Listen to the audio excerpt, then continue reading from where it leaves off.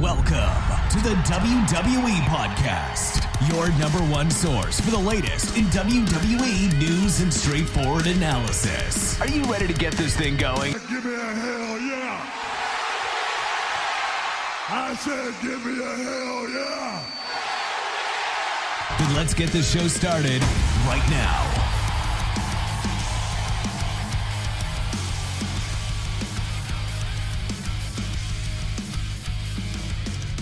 What's going on, everybody? Welcome back to another edition of the SmackDown Review right here on the WWE Podcast Network. As always, I'm your host, Micheal Ritter. You can find me on Twitter at Micheal5Ritter and on Instagram at MichealRitter5. Also the host of the Football Function Podcast, available on Apple Podcasts, Google Podcasts, or Spotify. On today's episode, we're going to be talking about the SmackDown that aired on April 30th, 2021. And just being completely transparent here, I do want to go ahead and apologize to you guys beforehand, before this podcast really even gets started. Just because this probably is going to be a faster podcast. It's not going to be as long as it normally is, and that is 100% schedule related. It's just been a pretty hectic 3 days. Like I just mentioned, I do have a pretty new football podcast, and this is, as some of you may know already, the NFL draft season. We're actually dead set in the middle of it. We are, well, as I'm recording this, it's Friday night. It's actually midnight, 12:30 to be specific. But yesterday, Thursday, was day one, today's day two, and tomorrow is day three. So it's kind of like a little mini WrestleMania weekend. You know, it's kind of really hectic as far as, you know, having to watch the draft each day. It's about 4 hours each time you do it, as well as watch SmackDown tonight. And then, of course, my real job, you know, my full-time job that I do on a day-to-day basis. So it's definitely been a rough 3 days. So if y'all just bear with me this week only, this isn't going to be a regular thing. The NFL draft only comes around once a year. And I knew all along for at least the past couple weeks, I was kind of wondering how this was going to work out, knowing that Friday night was going to kind of interfere with the SmackDown review. And up until yesterday, I thought about kind of messaging Matt and just asking him, hey, is there any way I can maybe do it on Saturday morning or, just a little bit later? But I didn't want to do that. I wanted to go ahead and see if it was possible to get it out tonight. So that's kind of what I'm going to do. It is going to be maybe just a little bit of a quicker version, but worry not. You guys know that Matt, of course, will be doing the weekend review this weekend. So you guys will get more opinions and maybe even a more in-depth version of how SmackDown went. But don't worry, I'm definitely going to still give you a full detailed review for how SmackDown went. And speaking of SmackDown, this one was extremely fast. Like, I know I've been saying that lately a lot, but I mean, it's true. These episodes have been flying by. And just specifically tonight's episode, and I wrote it down here in my notes, these guys, Roman Reigns and Daniel Bryan, they started their match, or they got introduced at 8:17 Central Time, of course. SmackDown starts at 7 o'clock where I'm from. So 8:17 Central Time is whenever Roman Reigns and Daniel Bryan were getting introduced, and obviously they had pretty long introductions as well as a commercial break in between that, so they didn't really get started until 8:25, but their match didn't end until roughly 8:55. These dudes fought for nearly 30 minutes. So, I mean, and I was surprised because they introduced it. We're about to introduce our main event for the Universal Championship. And I was like, it's only 8:17. What the hell is going to happen here? I was expecting Cesaro does come out, just kind of go ahead and give that away. I'm sure you guys already know, and we'll eventually get to that point in the episode. But I was definitely expecting, I didn't expect the match to take up the rest of the show, and it did. So definitely kudos to them for putting on a hell of a match. And like I just mentioned, we will definitely cover that whenever we get there. But it was basically, it's my way of saying that this was a fast episode. Because, whenever you have one single match take up literally nearly half the show, it's crazy. You don't really have a lot of other time slots that you can really, do a lot of other things. There's really only a couple other matches on the show tonight. I think there was actually 3 more, because there was an Intercontinental Championship match, a 6-man tag match to start the show, and then a women's tag team match. So definitely, this was a good episode of SmackDown. I will say that. There was a lot of backstage stuff as well. A lot of people, for some reason, wanted to give their prediction for the main event match for the Universal Championship tonight. There were several wrestlers, and actually a pretty random group of wrestlers, I will say that. They were from Raw, from SmackDown, just people were all, or people from all shows, and maybe even people retired. I think Booker T actually had an opinion as well. So, there was a lot of different people who felt like they needed to tell you who they thought was going to win the match. And, of course, it was kind of split down the middle. They want to get you excited and tell you why this person can win and another person telling you why the other wrestler can win. So you've seen them do this type of thing before, but they definitely did today, and there was a lot of other backstage segments with Caleb Braxton as well. So I guess without any further ado, we can go ahead and bust right in here to this SmackDown review. And this one actually started with Bianca Belair coming out to the ring. She opens the show, and she starts to try to introduce the Street Profits for their 6-man intergender tag match. And before she can do that, she's interrupted by Ziggler and Rude. And they're eventually, pretty quickly actually, interrupted by the Street Profits, who are very quickly interrupted themselves by Bayley. And then Bayley comes to the ring. She grabs the mic out of Bianca Belair's hand and then starts to laugh out loud right in Bianca's face, causing Bianca to react and then eventually smack her right in the face. And then Bayley retaliates by taking Bianca to the ground, and that causes a brawl. And then they go to commercial break. We come back and we get the 6-man tag match, of course, intergender that is. And I will say that this match, compared to the other matches, this one seemed like it flew by. It was only like 8 minutes, so there really wasn't much to it. The only thing I really took from it is that I'm pretty sure that eventually the Street Profits are about to get these tag team championships back. That's kind of what I took from it. For every week now, the past few weeks, they're getting the upper hand at least, or at least they're looking strong against it. Whether it's in a promo and they're the ones who make the Dirty Dogs look stupid, or whether it's like in the ring like this when they end up getting the win. I feel like slowly but surely the Street Profits are working their way back into that title or tag team title picture. Obviously they've been fighting the champions for the past few weeks, like I just said, but they're building a case to actually get an opportunity, and that's probably what's going to happen between now and WrestleMania Backlash, although there are some other teams who are interested in the tag team championships, notably the Mysterios, who have an interview a little bit later as well. But keeping things here in this match, Rude, he actually gets smacked in the midsection with Bianca's hair, and then he gets a spine buster from Angelo Dawkins, who sets Rude up for Montez Ford to hit his splash from the heavens to pick up the win. So he got a little bit of every member of that team, and they ended up getting the win. So like I said, that kind of catapults the Street Profits into that number 1 contender spot. If I were to guess, that's probably how it would go. But moving on here, we get a backstage interview with Daniel Bryan and Caleb Braxton. And she asked Daniel how the stipulations for tonight's match affect his preparation. And Daniel says that the pressure really isn't on him, it's on Roman. And then he says that he's confident in the match tonight because he's already made Roman Reigns tap out. And then he adds that if he wins the championship tonight, he is going to give Cesaro his opportunity that he definitely deserves. And that does kind of play out a little bit later in the show. They do touch on that a little bit more. Even Cesaro does as well. He kind of comments on it. But this is kind of where the predictions start. Seth Rollins is actually first up, and he had some creepy music in the background while he was making this prediction, and I thought that it was strictly for Seth Rollins, but they actually used this music for basically everybody, so I guess it was just trying to make the match seem more interesting. I guess I really don't know what the point was for the music in the background, but they did that, so whatever.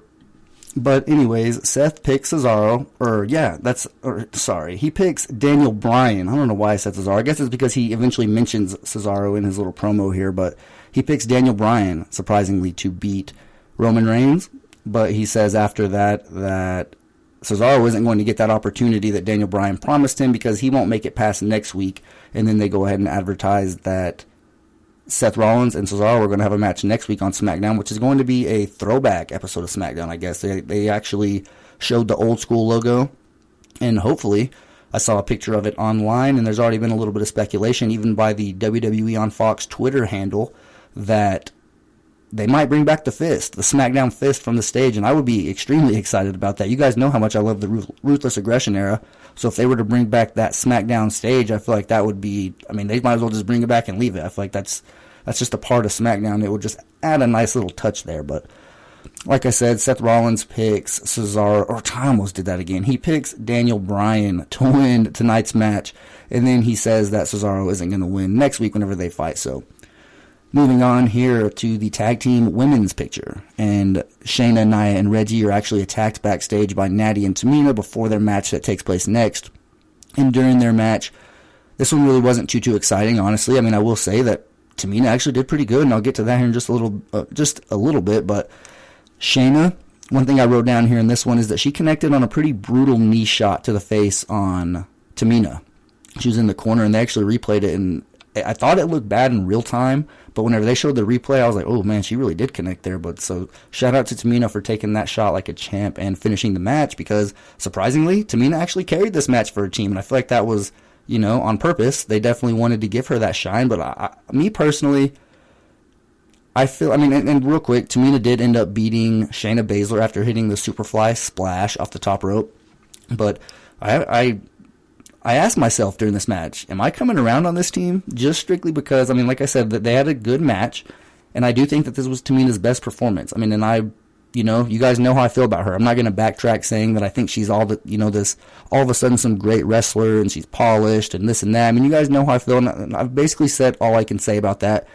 But I will say, being just completely objective here, I thought that Tamina did good tonight. So I do think that maybe, and she didn't blow me away. I'm not saying that, but she did. She had a match where I felt like, all right, that's what I like to see. I'm seeing improvement. That's the most important part. I'm actually seeing her take advantage of this opportunity and this exposure that she's getting week in and week out with Natalya, and maybe Natalya is actually rubbing off on her a little bit, because I do think that Tamina is starting to show some improvement, and that's pretty important. And they do get the win here. They've beaten the SmackDown women. I did see a stat today that it's been like 6 times that these two tag teams, whether it's been a singles match between various opponents or just actual tag team matches, like 6 weeks in a row, these two have been involved with each other. So, definitely they need to do something here. Either give them another shot for the tag team title so they can lose or win or whatever, but let's get the Riot Squad involved here. I'm tired of seeing them just kept off TV so we could see the same 2 women's tag teams fight every single week. Switch it up a little bit. Let's get the Riot Squad in there and see if they can maybe insert themselves into this women's tag team championship picture. We do get a couple more predictions here, though, before we move on in the show. This one is from Booker T. He predicts Roman Reigns to win the match. And then the next one is Shinsuke Nakamura, who obviously predicts Daniel Bryan to win the match, except he adds a little touch to his prediction at the end. He looks at the camera and basically just says, if Roman Reigns wins, that he'll be waiting. And I love that, honestly.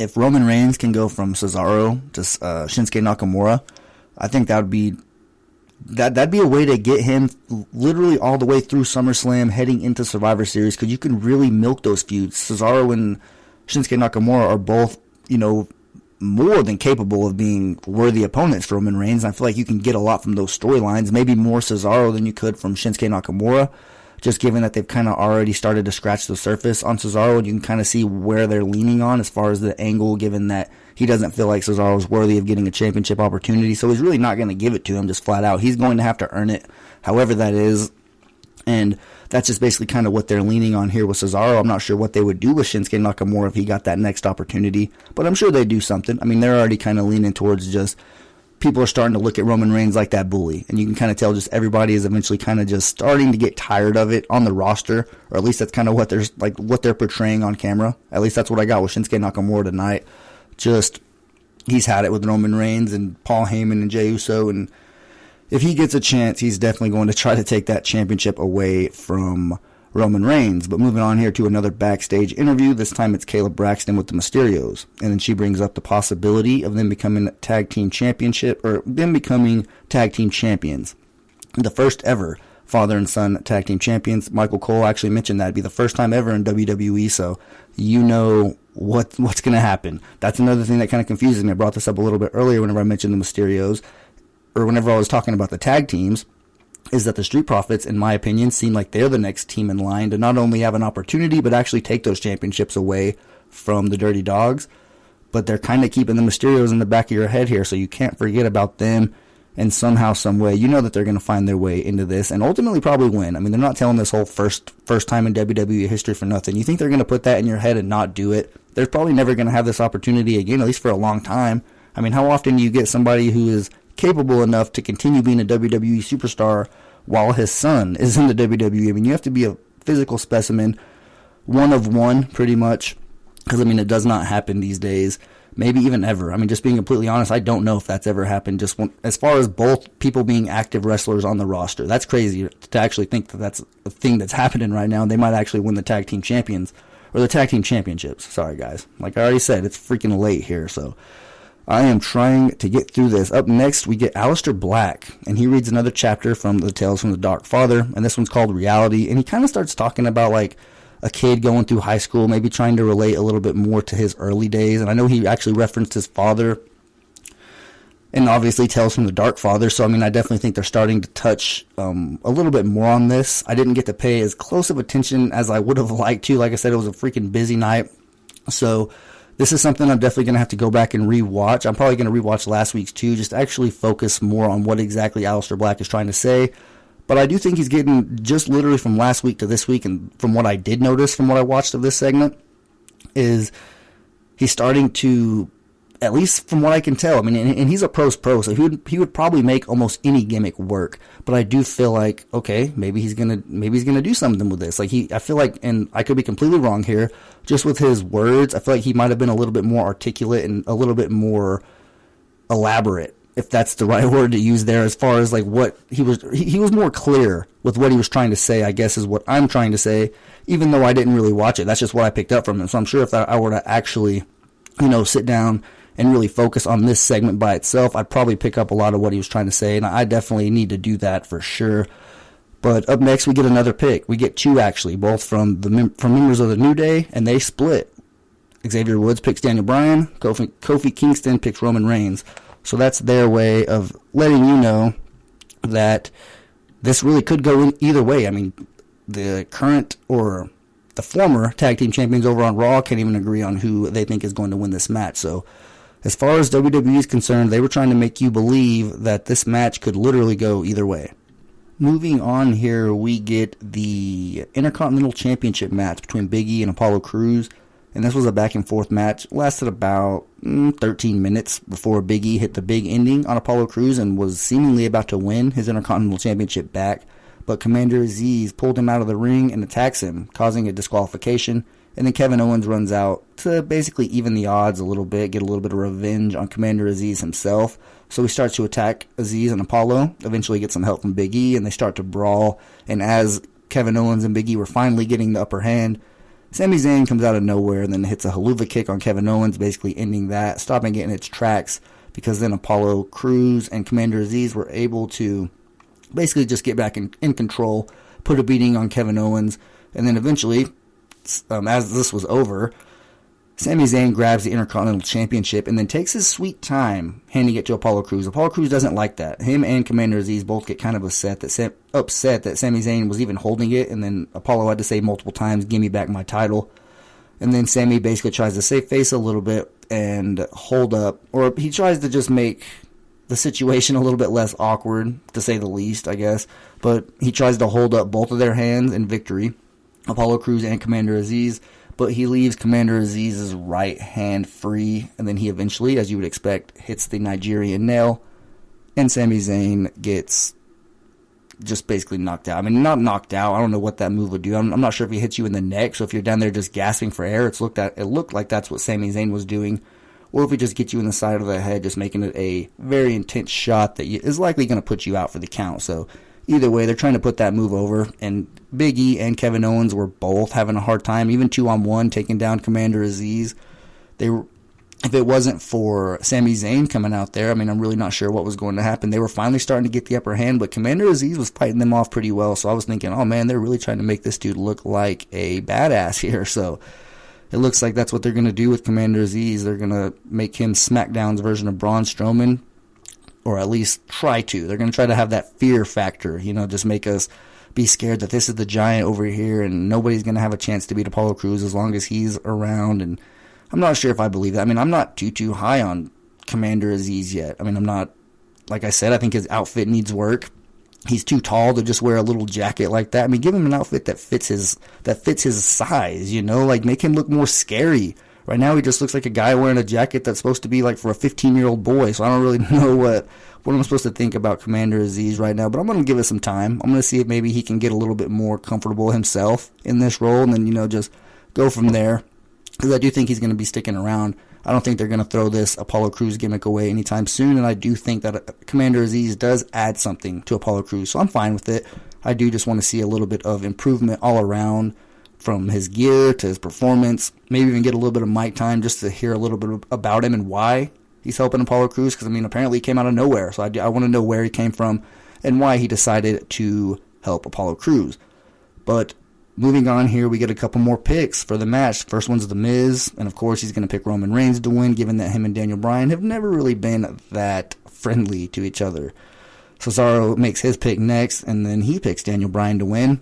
But then he says after Daniel Bryan wins, he and Cesaro are going to have a match at Backlash for the Universal Championship. And I don't really know if that's going to happen given what happens at the main event.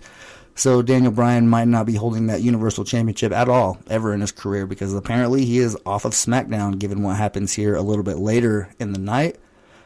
But up next, we get a damn good promo here from Paul Heyman. I will say, if there's anything that you go back and watch, if you haven't watched anything from SmackDown, go back and watch this Paul Heyman promo that he cuts with Kayla Braxton backstage, because it's intense. And he says that he's tired of hearing the name Daniel Bryan, and Daniel Bryan should have never been broken into this business. And then he admits, he starts kind of, hyping up Daniel Bryan, kind of similar to what he did to Cesaro a few weeks ago. He says that he'll admit that Daniel Bryan has put together a Hall of Fame career, and he always defies the odds, and he's made an impressive comeback, one of the most impressive comebacks from injury in WWE history.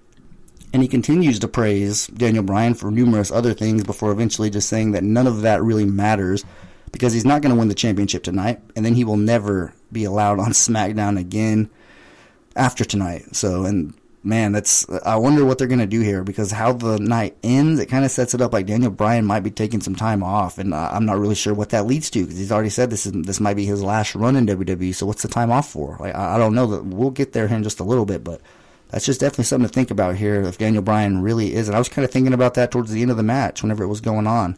I was like, man, is this the end of Daniel Bryan here? Like, are we witnessing that? But I don't know. Nonetheless, I guess we'll see what happens. I wouldn't be surprised if he just shows up on Raw here in a few weeks. But before I, completely sign off here, we'll go ahead and talk about this main event. Like I said, they got introduced with 43 minutes left on the show.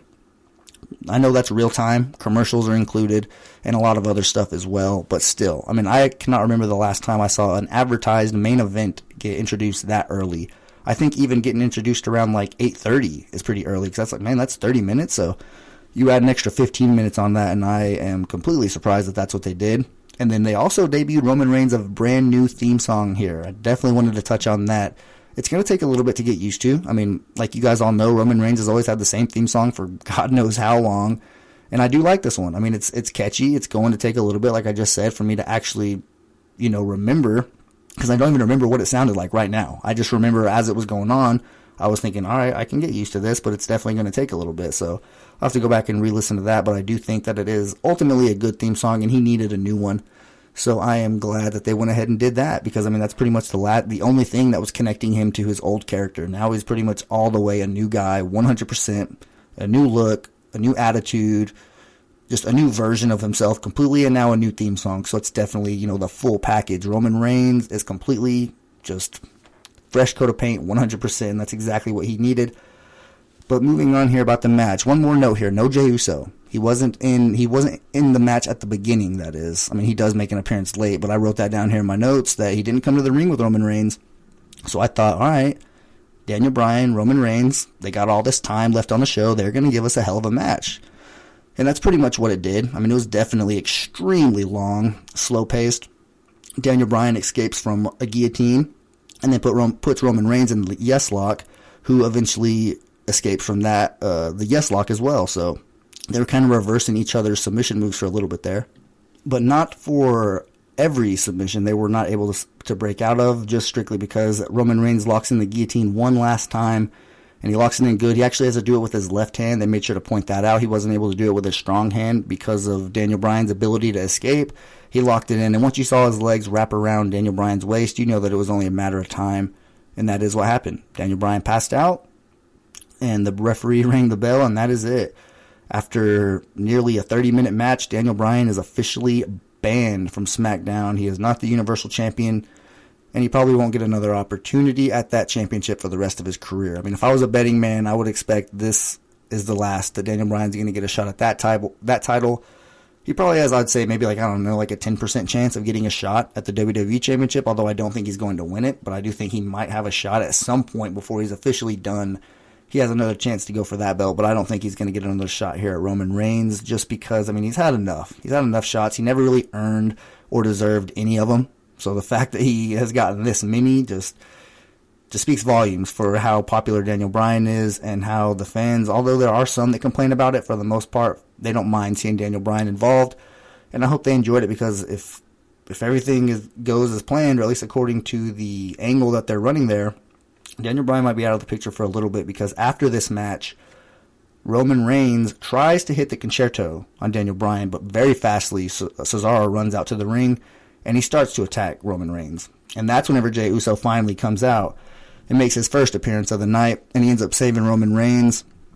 He saves Roman Reigns from getting a pretty bad beating. It looked like Cesaro was not playing around, and if I'm not mistaken, this is the first time that Cesaro's really gotten to get his hands on Roman Reigns since all this thing started. At least that's what it seemed like to me. It felt like for the first time in a while that Cesaro has gotten to get his hands on Roman Reigns. And if I'm wrong, go ahead and tell me about that, because I am curious now. But anyways, they do eventually, Roman Reigns and Jey Uso, that is, they kind of tie Cesaro's hands up in the ring ropes, and they force him to watch Roman Reigns actually successfully hit that concerto on Daniel Bryan, and that's how SmackDown goes off the air.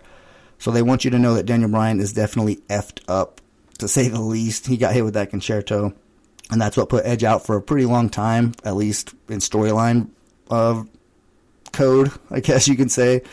It took him out for a long time whenever Randy Orton hit the concerto on Edge, so that could be what they're doing, just to try to get Daniel Bryan off TV for a while. But like I said, I mean, if this is his last run, what's the break for? I mean, just go all out, but it's not my decision. I have no idea what's going on with Daniel Bryan. There could be things going on behind the scenes that's forcing him to do this. I have no idea, so just from afar, I don't really get the logic behind taking another break, unless you do, in fact, go to SmackDown, or go to Raw, in the coming weeks whenever that superstar shakeup supposedly is supposed to be happening. But all in all, this was a fast episode of SmackDown. They are going by faster and faster every week, it seems like, man. And this one was no different at all. Like I alluded to a little bit earlier, and just now whenever I covered it, that main event was a huge part of the show. So if they continue to do that, where they have a match take up over 30 minutes every week, that's over 1/4 of the show. So there's not really a whole lot, but I don't know.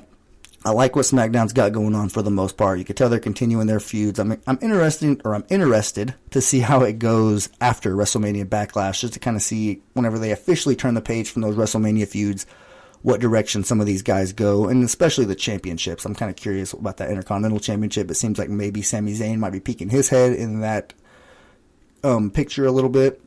And then when you look at the Universal Championship, you already have Cesaro, you have Daniel Bryan, who just lost, but Shinsuke Nakamura kind of, introduced himself a little bit today into that picture.